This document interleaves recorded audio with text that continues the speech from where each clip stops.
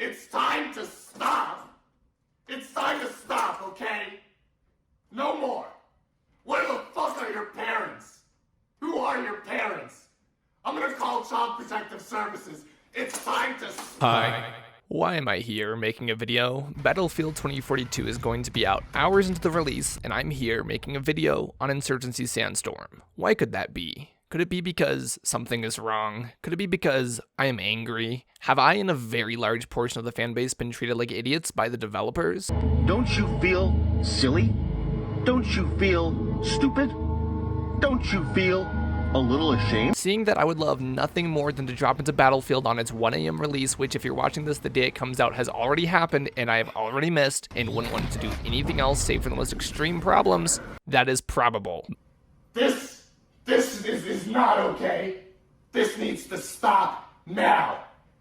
This is cancer. Because if you weren't aware, NWI has done another thing, which I'm just gonna say it, NWI is now known for. Do you remember this video? I do. It's still my biggest one by far, and I had about a third of the subscribers as I do now, and yet in spite of that, it's easily my most viewed. And as tempting as it might be to milk that cow until it's a dehydrated corpse skeleton of an idea that once was the absolute joke of an update they tried to make back then, I really didn't want to talk about it again. I didn't want to see it again, and honestly with all the great things with Operation Exodus giving us virtually everything we asked for afterwards, with all the patch notes and the open beta showing us just what was to come the next update with new guns and new maps and new modes, with all these great features, I will admit to you surprisingly, I had almost forgotten about it. If you have not played Insurgency until very recently or at all, you may not have noticed, and I wouldn't blame you because they're frankly shit at marketing. The devs dropped this poster on their Twitter with the announcement that November 16th is the official launch date of the update we've literally seen the beta of months ago. Which is already a big red flag because, well, release dates. Like, are you trying to bury your game under what is possibly the largest title that is going to be released this year? How am I going to cover Battlefield 2042 and then immediately after, like 3 days later, Insurgency?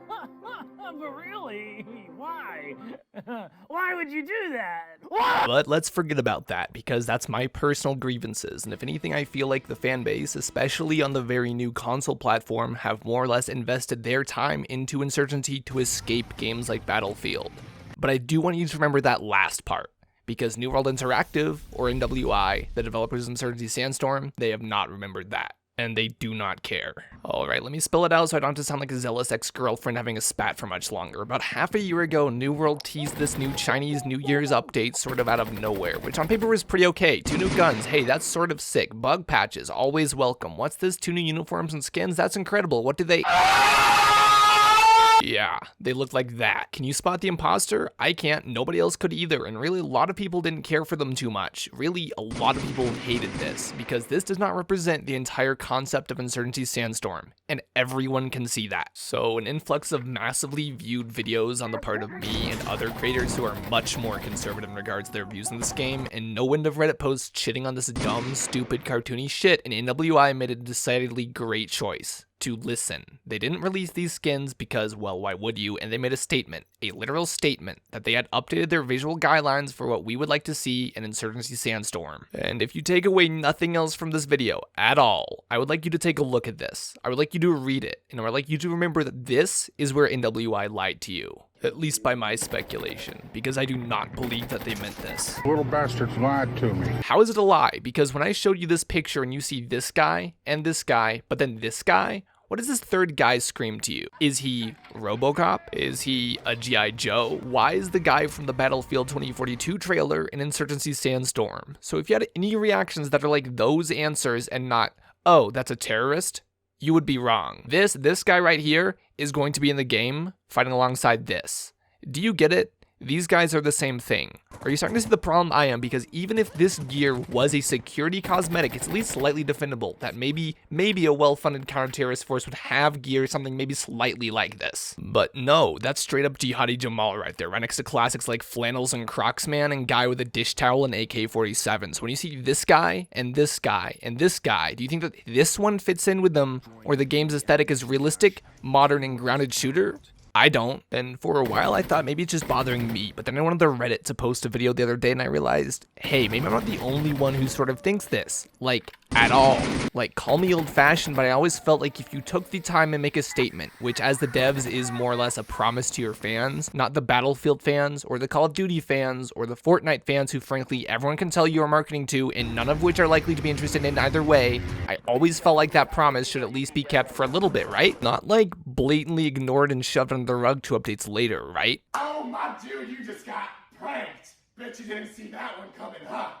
Fuck you! With the hopes that being less egregious than last time, maybe some people wouldn't be so mad about how something that clearly just isn't with the profile of the rest of the game gets added once again. And while I don't think I've seen anyone else really make a video on perhaps why this could possibly be a bad idea, you cannot argue that this is somehow realistic, or somehow that this is what we all have in mind for new cosmetics when we want those, because we've seen what we the fans want. It's very well demonstrated. If they're going to ignore that, I've seen them do this before. The moment you give them an inch, they're going to take a mile. That is how these people work. That is how I've seen them work. And if you think that this isn't the tip of the massive shit iceberg of terrible cosmetics that completely dilute what this game is meant to be, there's a very rich history which does nothing but point to the idea that you are wrong. There's been a factor of somewhat dispute this time around, and here's a basic list of excuses I've been seeing a lot of people make for the developers right now, and I find some of them kind of funny. It's not that bad, or it's not that unrealistic. This is certainly the most respectable argument. I see it a lot with people making justifications that boil down to, well, they've been known to use the airsoft replicas like the ACOG, and it's probably just some guy who wants to look cool. Yeah, you know who that guy is? Some dev. I find it curious that people are putting words into the developers' mouths and writing their answers to these questions for them. Let me answer it this way. Do you really think the intention of this art is to be an airsoft helmet? Is the mandible helmet, which is very similar, also an airsoft helmet? But it's security. Why would a security guy use that? Or is the answer far simpler than all the mental gymnastics people have been doing to justify this looking so out of place, and actually that they just put it in because it looks like it's from Battlefield, and that they're launching the same time as Battlefield? Draw your own conclusion. Improved their policy doesn't mean perfected. You're right. I'm sorry. It does take a genius to tell that this perhaps doesn't match with the overall cosmetics of the rest of the game. This is the Mexican cartel.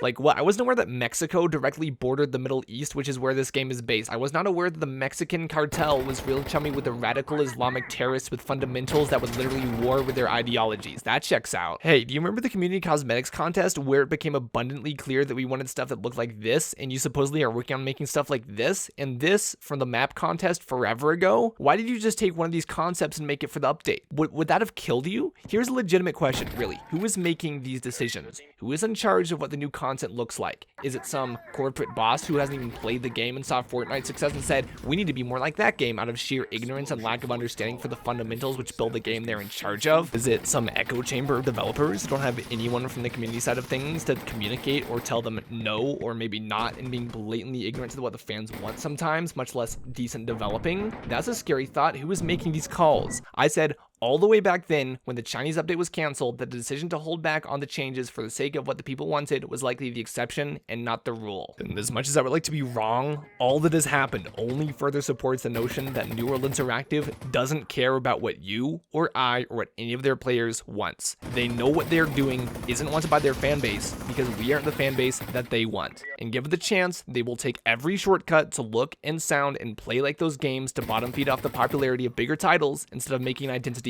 of their own. So what did they do? They waited one whole update and gave us half-assed, uninteresting cosmetics that at least sort of matched them, but truthfully didn't do anything credible aside from making us go, that's okay, until nobody was talking about their huge shit show anymore. And then they turned around and did the same shit all over again. And you know what? It worked. I and plenty of others have already bought this content. I got it on Steam for a discount when they bundled all year 1 and future year 2 cosmetics, which I wanted because it came bundled with the skins that actually sort of fit at the time. I have already invested in this, and they're already collecting money from people who don't necessarily want it, because they learned from their mistake last time. That being to show people the product before taking their money for it, as opposed to using the trust you managed to build with your fans since. It is not a coincidence that this is placed in the background of the poster. I'm sure that with a full body shot of this guy, the community has a better chance of fully grasping the sheer stupidity of this dopey looking DeviantArt concept for a sequel to the Crysis games. So suffice to say, I'm not exactly thrilled for this next update, despite only a week before now having nothing but goodwill towards it and its developers. But what can I say? That's generally the reaction that happens when you start to learn that devs don't give a shit, and they lied. Peace.